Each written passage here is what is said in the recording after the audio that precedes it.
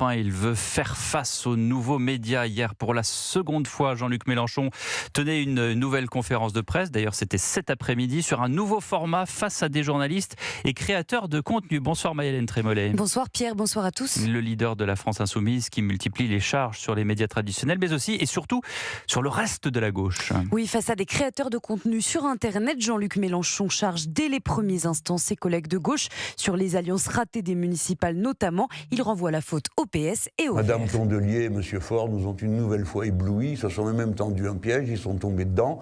Et voilà le résultat qui est sous leurs yeux. C'est dommage parce que pour nous, ça soulève un immense problème de stratégie.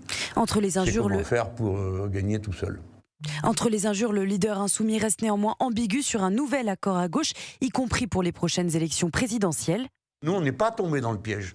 On sait qu'ils sont stupides, on sait qu'ils sont violents, on sait qu'ils sont méprisants. Mais on défend une idée aussi. On ne va pas nous-mêmes aller se foutre en ultra-minorité.